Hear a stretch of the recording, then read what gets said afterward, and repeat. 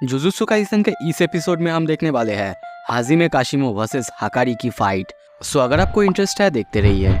Episode के शुरू में सबसे पहले हम पांडा को देखते हैं। वो सोच रहा है मैं कोई पांडा नहीं, मैं एक टेडी बियर हूँ। उसको हम बहुत सारे कंटेनर्स के ऊपर बैठे हुए देखते हैं। वो वहाँ पे बैठा हुआ है क्योंकि वो जब हकारी के साथ यहाँ पे आया था वो दोनों अलग अलग हो गए हैं, जैसे कि मेगुमी और यूजी हुए थे। इसीलिए वो बस इस कंटेनर के ऊपर बैठा हुआ है और सोच रहा है कि अभी वो क्या करेगा, क्योंकि उसका जो रोल था वो सिर्फ एंजल को ढूंढना था और उसके साथ नेगोशिएट करना था। उसे आसपास से कुछ लोगों की ब्लड की सेंड भी मिल रहा है, पर फिर भी वो अभी लड़ना नहीं चाहता, इसीलिए बैठा हुआ है और खुद को बस एक टेडी बियर की तरह रखा हुआ है।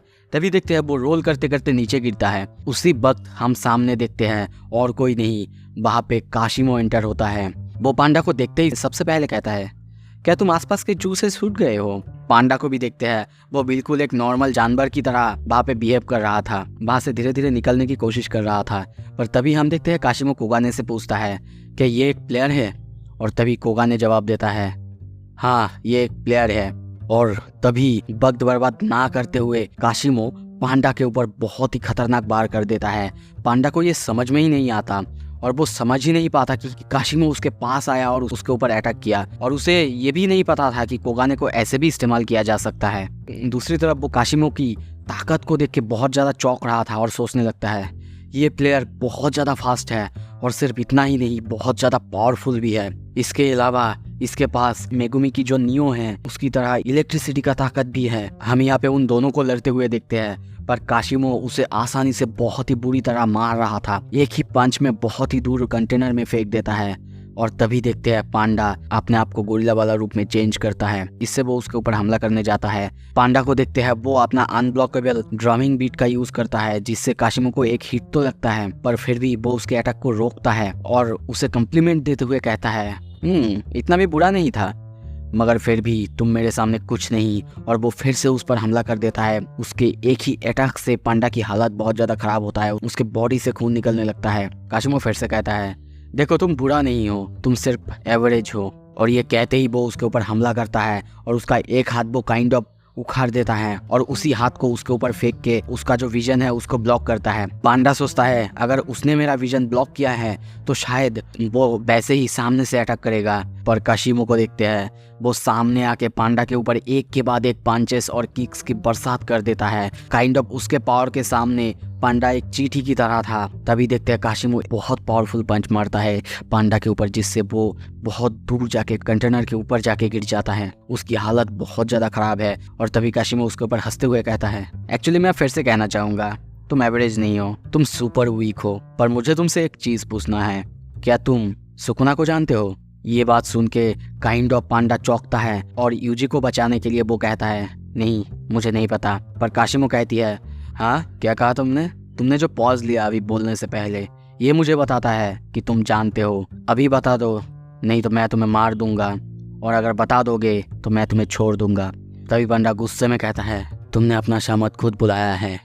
मेरा जो सिस्टर है वो बहुत ज़्यादा शाई है, मगर अब वो बाहर आएगा। अगर तुम उसके सामने आए तो वो तुम्हें आसानी से मार देगा। और तभी वो ट्रांसफॉर्म होने लगता है एक राइनो की तरह। पर इंस्टेंटली काशिमो ज़्यादा देर ना करते हुए हम देखते हैं उसके ऊपर एक बहुत ही ज़्यादा पावरफुल इलेक्ट्रिक ब्लास्ट करती है, जिससे वहीं पे पांडा की बॉडी के टुकड़े टुकड़े हो जाता है और वहीं पे उसकी बॉडी का हर एक हिस्सा काइंड ऑफ अलग अलग हो जाता है। काशिमो अब उसे देखते हुए बहुत ही ज़्यादा सीरियस होकर कहती है अब बताओ सुकुना कहाँ है। सीन शिफ्ट होता है, हम एक इमेजिनरी दुनिया में देखते हैं पांडा के साथ। दोस्तों चैप्टर 185 में खास कुछ नहीं होता। इस चैप्टर में ऐसा होता है कि जो कुछ ही देर पहले पांडा को काशिमो ने हराया था, तो पांडा अब अपने ही एक इमेजिनरी दुनिया में चला गया है। मतलब हम जिन दोनों मॉड्स को देखते हैं, जिन दोनों पांडा के ट्रांसफॉर्मेशन को देखते हैं, गोरिल्ला और दूसरा है उसका जो सिस्टर है जो राइनो की तरह है, ठीक है, तो उन दोनों को अब हरा दिया है काशिमो ने।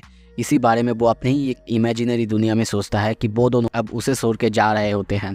तो यहाँ पे ज़्यादा मैं एक्सप्लेन नहीं करूँगा, जो मेन है रियलिटी वही मैं कंटिन्यू कर रहा हूँ। काशिमो के सामने हम पांडा को गिरा हुआ देखते हैं। उसकी बॉडी से बहुत ज़्यादा खून और उसकी हर एक बॉडी का हिस्सा अलग अलग हो चुका है। काशिमो कहती है मुझे तो अभी कोई पॉइंट्स नहीं मिला, मतलब तुम अभी मरे नहीं हो, मुझे तुम्हारे बारे में कुछ समझ में नहीं आ रहा है। तभी वो उसे उठाते हुए कहता है अब तुम मुझे बताओ सुकुना वो कहाँ है। पांडा बताने से मना करता है। काशिमो तभी उसे मारने के लिए आगे ही बढ़ती है कि तभी देखते हैं उसके पीछे एंट्री होता है हकारी की। उसकी कर्स एनर्जी को महसूस करते हुए काशिमो बहुत ज़्यादा चौंक जाती है और तभी हकारी हंसते हुए कहता है, पांडा लगता है तुमने अपना कुछ वेट कम कर लिया है ना। पांडा भी हकारी को देखते हुए बहुत ज़्यादा खुश होता है और हकारी को देखते हैं वो आते ही काशिमो के ऊपर एक बहुत ही जोर से राइट हुक पंच करता है, जिससे काशिमो बहुत दूर एक कंटेनर में जाके गिरती है।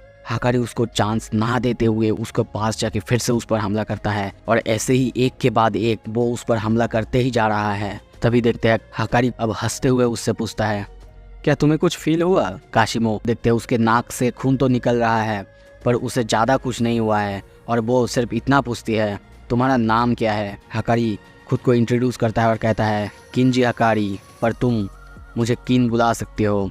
तभी देखते हैं काशिमो को वो बहुत ही ज़्यादा एक्साइटेड होके खुद के पावर अप करने लगती है और खुद को भी इंट्रोड्यूस करती है। उसके नाम सुन के हकारी सोचने लगता है, क्या यही है हाजिमे काशिमो? तो इसी के पास है 100 पॉइंट्स। ये याद आते ही वो उससे पूछता है, अच्छा सुनो, अगर मैं तुमसे जीत गया क्या तुम मुझे अपना 100 पॉइंट्स दे सकते हो ताकि मैं उसे इस्तेमाल कर सकूं? काशिमो कहता है, जैसा तुम्हें पसंद हो वैसा ही करो। लगता है तुम ये जो पांडा है इसके साथ हो, है ना? वो दोनों ऐसे बात कर ही रहे थे। हकारी को कुछ फील होता है। हकारी काइंड ऑफ एक इसको मैं कैसे बोलूँ, अनकॉन्शियस सा स्टेट में चला जाता है और वो कहता है, हाँ अभी ये आ गया कर्स एनर्जी बोनस, अब उड़ने का वक्त आ चुका है। उसको ऐसे देख के और चांस मिलने की वजह से काशिमो जाके उसके ऊपर हमला कर देता है। उसको बहुत ही जोर से किक मारता है पर वो रिएक्ट नहीं करता।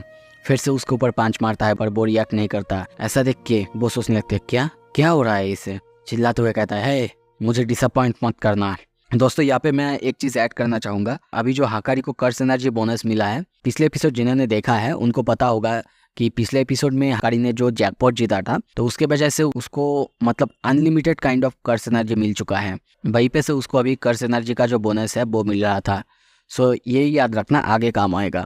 काशिमो उसे ये सब बोल ही रही थी कि तभी उसके गाल पे बहुत ही जोर से एक मुक्का लगता है। ये और कोई नहीं हकारी था और एक ही मुक्के में काशिमो बहुत ही दूर जाके गिरती है, पर हकारी उसे वक्त ही नहीं देना चाहता था। वो उसके पास जाके फिर से उस पर हमला करता है।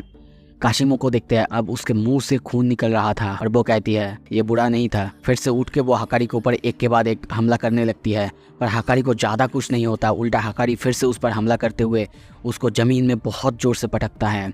तभी देखते हैं काशिमो उससे थोड़ा सा दूर सरक जाता है, थोड़ा सा चिल्ला के कहता है, अभी मैंने खुद को बहुत ज़्यादा चार्ज कर लिया है, इतना इनफ है। और वो वही हमला हकारी पर भी करती है जो हमला उसने पांडा पर किया था। पर हकारी किसी तरह खुद को संभालते हुए थोड़ा सा साइड हटता है, जिससे उसका जो बायां हाथ था वो पूरी तरह से कट जाता है और उसके बॉडी से नीचे गिर जाता है।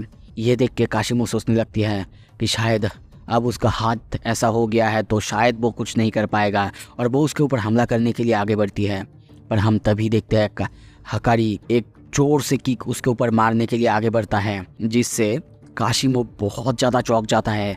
ऐसा कैसे हो सकता है? अभी अभी तो उसका जो हाथ था वो कट गया था। कोई कैसे इतनी जल्दी कोई भी काउंटर अटैक कर सकता है, वो भी इतने बड़े जख्म की बाद। और इंस्टेंटली हमें हकारी को दिखाया जाता है उसका जो हाथ कट गया था रीजनरेट हो चुका है। ये देख के काशिमो और ज़्यादा चौंक जाता है और सोचने लगता है शायद उसने रिवर्स कर्स टेक्निक यूज़ की है। पर हमें यहाँ पे बताया जाता है दोस्तों, जो हकारी को जैकपॉट मिला है उसके वजह से उसे अनलिमिटेड कर्स एनर्जी मिला है और ये तभी होता है जब उसे एक जैकपॉट मिलता है उसके बाद से। पर हकारी ने कभी भी रिवर्स कर्स टेक्निक करना नहीं सीखा। अब जब उसके पास इतना ज़्यादा कर्स एनर्जी है, मतलब kind of unlimited curse energy है, उसकी बॉडी जो है ऑटोमेटिक खुद को रीजनरेट कर रहा होता है। और यहाँ पे और एक इन्फॉर्मेशन दिया जाता है कि जैकपॉट मिलने के बाद 4 मिनट 11 सेकंड के लिए उसके पास अनलिमिटेड कर्स टेक्निक होता है। जब तक जो लव ट्रेन का गेम हुआ था उसका ही थीम सॉन्ग, मतलब वो थीम सॉन्ग जब तक बजेगा तब तक हकारी के पास अनलिमिटेड कर्स एनर्जी रहेगा।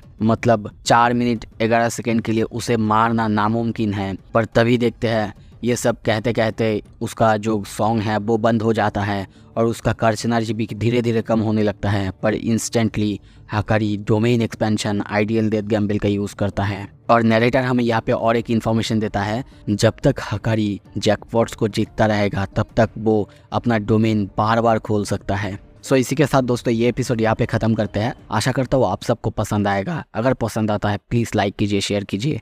Thank you so much video देखने के लिए।